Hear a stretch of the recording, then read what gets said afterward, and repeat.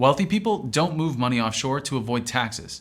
They do it to protect their money from one major fear. And almost all of them are relying on the same country to do it. So in this video, I'll reveal what rich people are afraid of, which country they're all using, and how you can protect your money there too. So first, what's the fear? Well, in the US, cash is insured up to $250,000 per account by the FDIC, and investments are protected up to $500,000 by the SIPC. And lots of other countries have similar programs. In Canada, you get $100,000 covered in cash and up to $1 million for investments. In the UK, you only get £85,000, and that's for both cash and investments. And in the EU, you get 100,000 euros in cash, and depending on which country you're in, you might get 20 to 100,000 euros for investments. Now, when you open a brokerage account or invest through a wealth manager or private bank, the securities that you own, they're held in custody. That means you technically own them. In the US, this is covered by Exchange Act Rule 15C 3-3.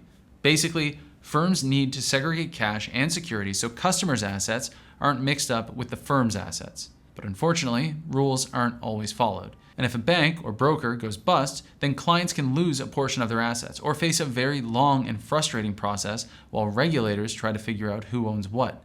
It can take up to 10 years in some cases. And that's why the biggest fear of wealthy people, it isn't taxes.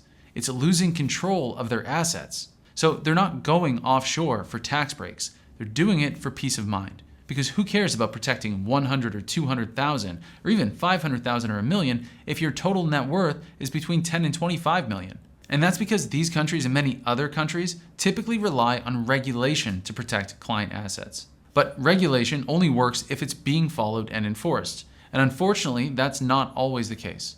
Because banks and brokers can illegally use client assets to cover losses or margin calls. Plus, they can have weak internal systems that lead to failed segregation of client assets. And there are even legal ways for banks and brokers to repurpose your collateral for their own purposes, like covering losses. This is exactly the sort of stuff that happened with Lehman in 2008, MF Global in 2011, and Merrill and PFG in 2012. Now, fortunately, there is a better way, a way that actually protects your assets by law, not through regulation. But it's only available in a handful of countries.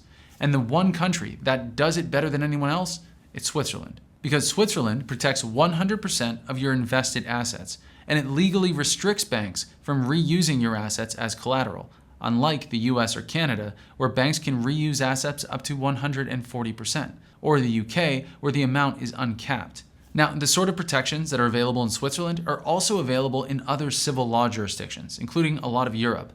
And in practice, what this means is that delays like those seen in US collapses, where regulators have to trace and reconcile segregated assets, they're completely avoided. Because investors retain direct and immediate control of their investments, even in a failure. You see, most people think that the best part of the Swiss Banking Act of 1934 are the secrecy provisions.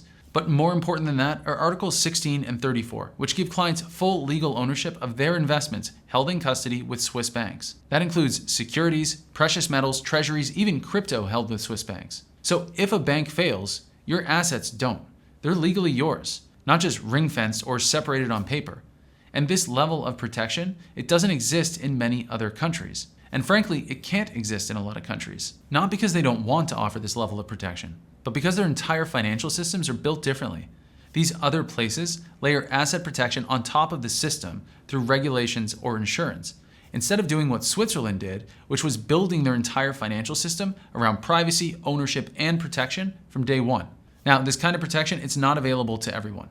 To access Swiss banks as a foreign non-resident, you typically need to be coming in with 500,000 to 1 million if you're not American. And if you are an American, you need to be coming in between 2 million and 5 million as a starting point to get your foot in the door. Now, the higher deposits for Americans are the result of stricter regulations, reporting requirements, and forced investment mandates. Though even if you do have to invest, it doesn't need to be aggressive investing.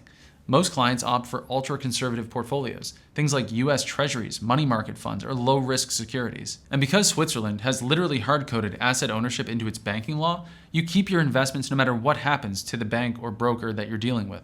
Let's say this all sounds good and you want to open a Swiss bank account to protect your assets.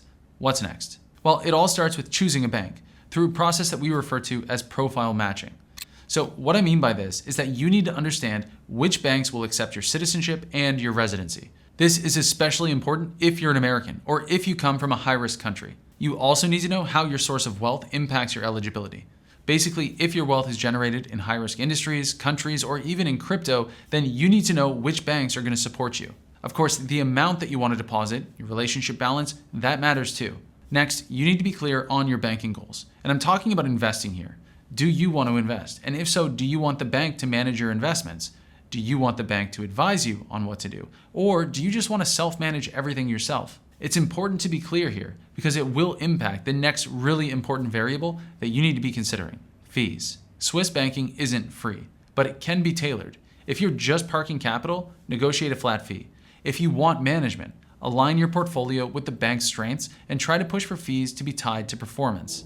And just to be clear, before you agree to anything, your fees will be completely laid out for you transparently through a private banking mandate, which explains your relationship, your expectations, the bank's expectations, and all of the fees that you can expect. Now, all of this might sound complicated, and if you're reaching out to 20 different private banks on your own, it can be, but it doesn't have to be. And we've made it insanely easy to find out if you qualify to open a Swiss bank account to protect your money or not. It's 100% free. You just click the link in the description below, fill out the free assessment, and our team will tell you if you qualify to bank in Switzerland or not. And if you want a more personalized approach, including a short list of banks, a personalized strategy on how to open accounts, and even a private one-on-one strategy call with a senior member of our team, we offer a VIP option too. There is a cost, but it's a small investment compared to the time and frustration that it's going to save you. Now, I have something else that's going to help you open your Swiss bank account as well, because in the first half of this year, I've helped clients from 23 countries move tens of millions into Swiss bank accounts.